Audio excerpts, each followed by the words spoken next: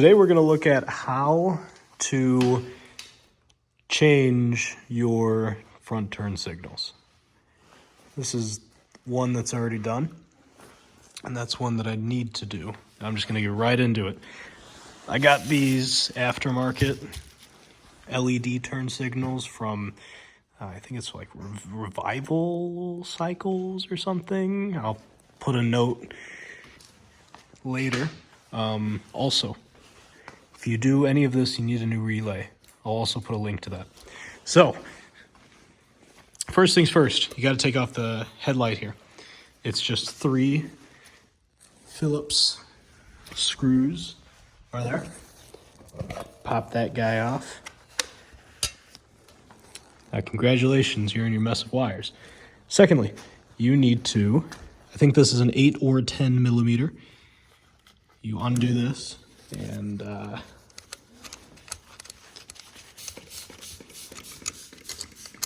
boom, that's off. Now once you're here, you're going to need to get yourself, obviously, your headlight. You need some strippers,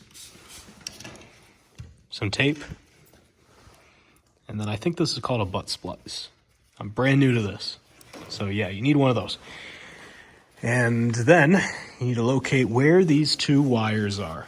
Now I sat here looking at diagrams trying to figure out what the heck these 2 wires are.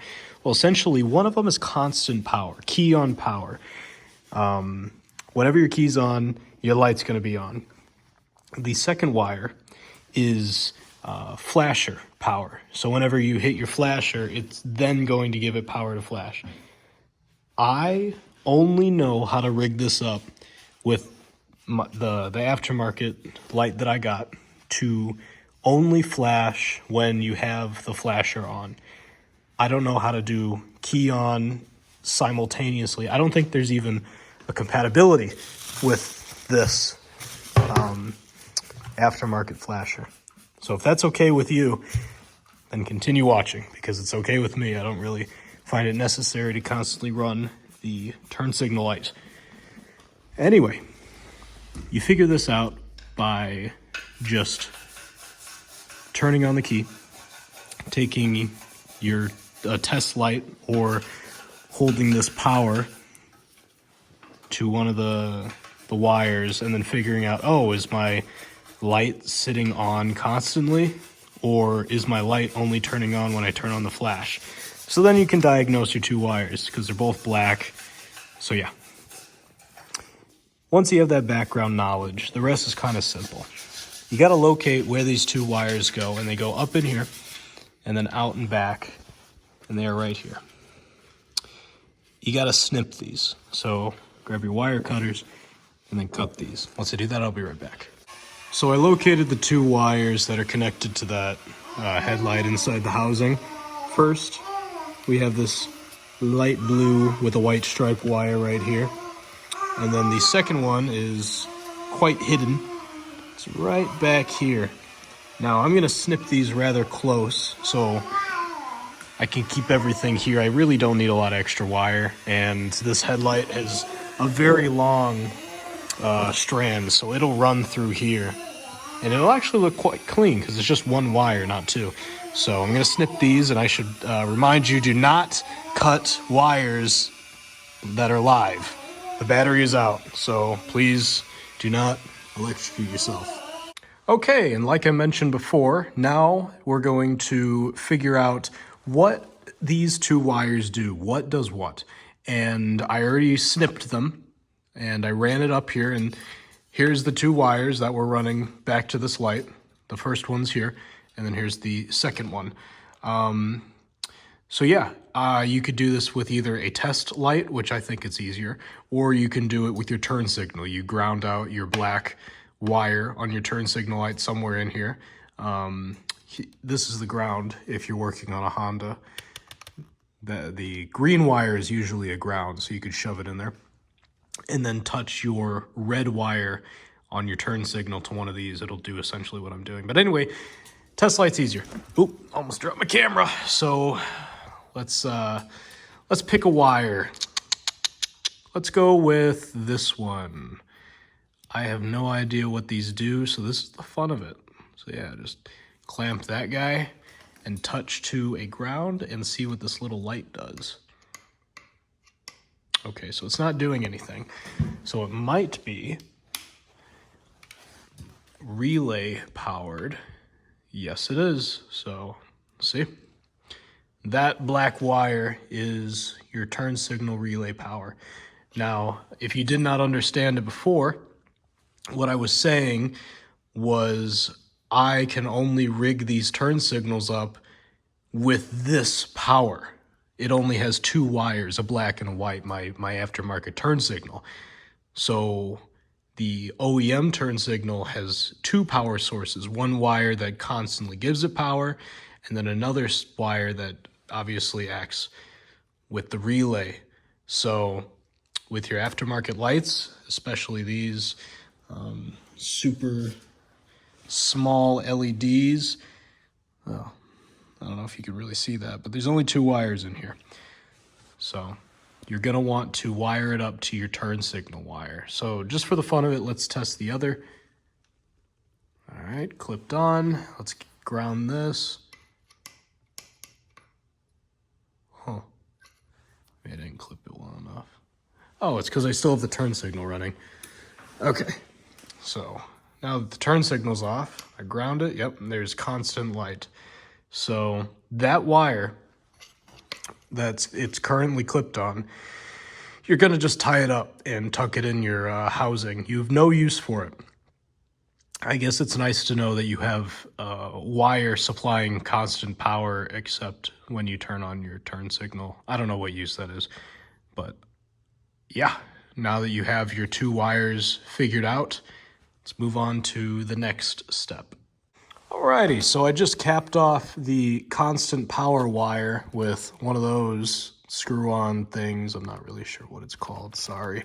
So yeah, I capped that off, and this is the wire that we really care about. Again, I disconnected my battery because I'm a nervous Nelly. So anyway, that's the wire we care about, don't lose it. And that, again, wire will give you light on power whenever you activate your flasher. So next, we need to run this wire here up through the frame, through the forks, and then it should pop out around there. It'll pop out, and then you run it up inside the housing. This will be a lot easier. I probably should have done this in the beginning. It would have made getting in here a lot easier. Just taking off this front little logo, and yeah, it's just two screws, and yeah, let me jump cut to do this real quick. All right, and when you get that little Honda cover, you need a 14 millimeter a wrench or whatnot, and oh, it's a little tight, but yeah, that should do it. 14 millimeter. And then just take this little guy off. If I remember correctly, these are quite long screws, and they were kind of a pain to get off, so don't be discouraged. And once this is off, it should be a million times easier to get in. There we go. Just take off one then. So yeah, now you have some more room to get your hands in here. So yeah, you need to figure out how to run your new wire through this hole and out the back. What I did, and it's gonna come out this right here. So what I did was I jammed this piece of copper wire through there. That's how I did the other side. And I used this end to kind of tie it to the end of that wire, and then I just kind of pulled it through. And let me warn you, this takes forever. I don't know a better way to do it. This is my second time doing it. Yeah, it takes a lot of patience.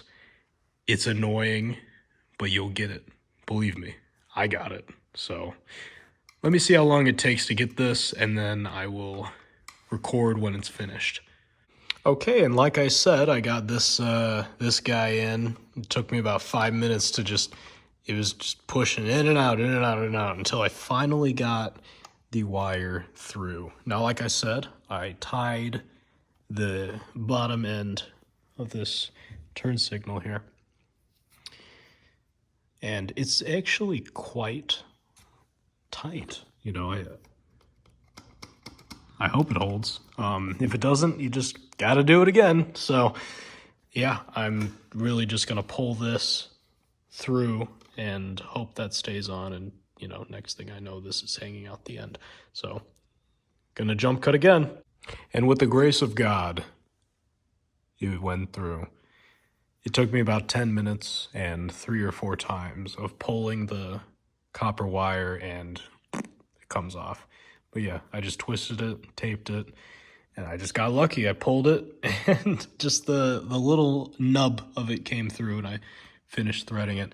But yeah, with this, it's really nice, because at least with my vision of my ideal build, and this is the beautiful thing about cafe racers, I can go on and on.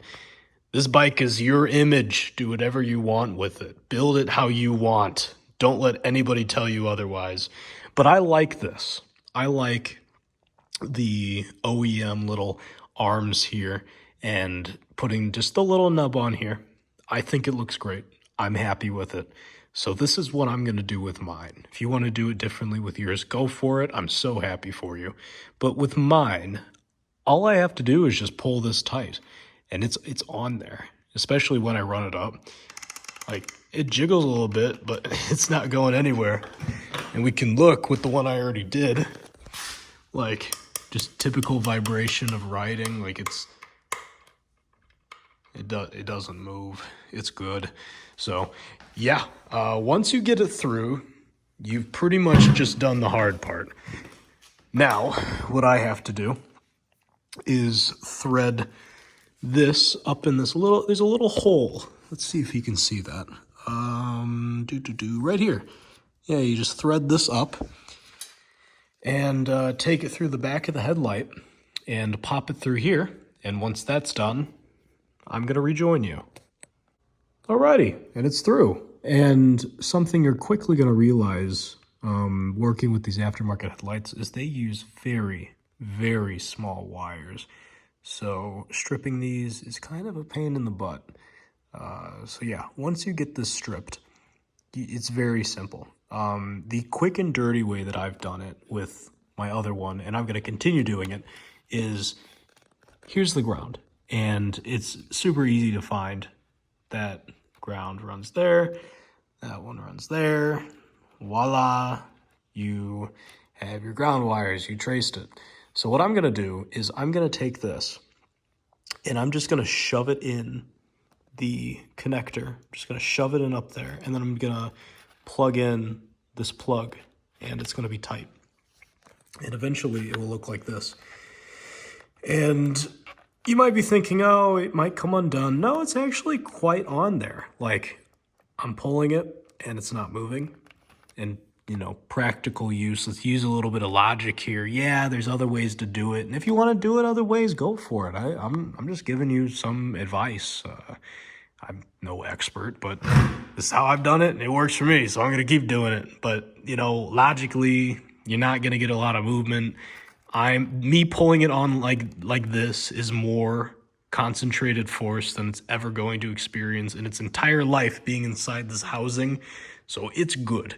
So, like I said, the way these connectors work, if you don't know, is it's just a hole, right? And then you take your plug and you shove the plug just, yeah, like that. So pretty much you have your ground housing right here, and you take your little wire and you shove it in there inside this housing, and then you take your ground wire. This is acting as this.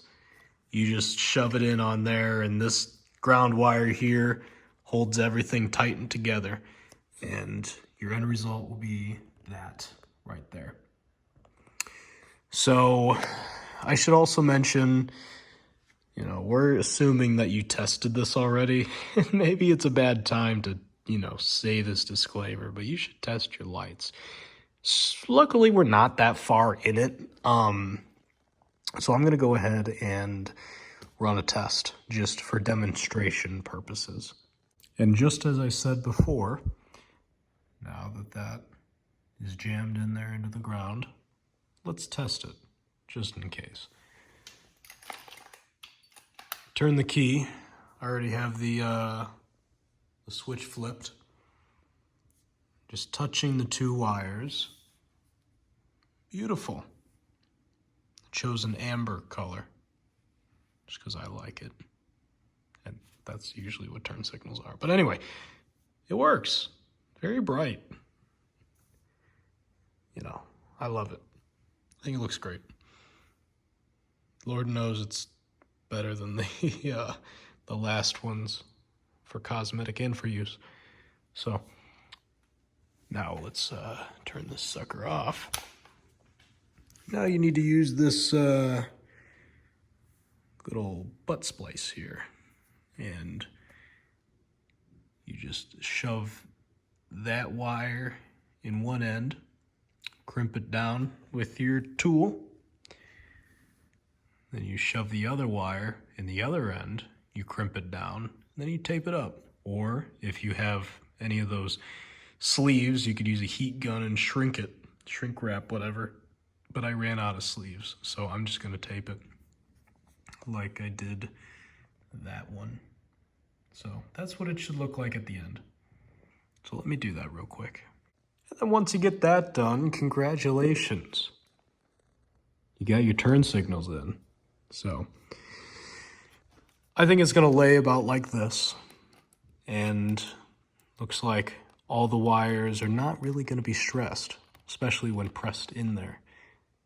They all look good to me.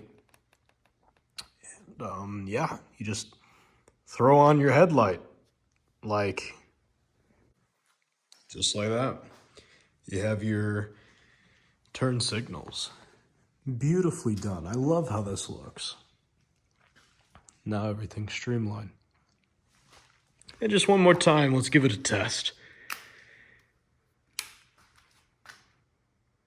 Nice. Nice. I love this feeling. It all worked out. Everybody's happy. So yeah, that is how you rig up some aftermarket headlights. I hope this helped.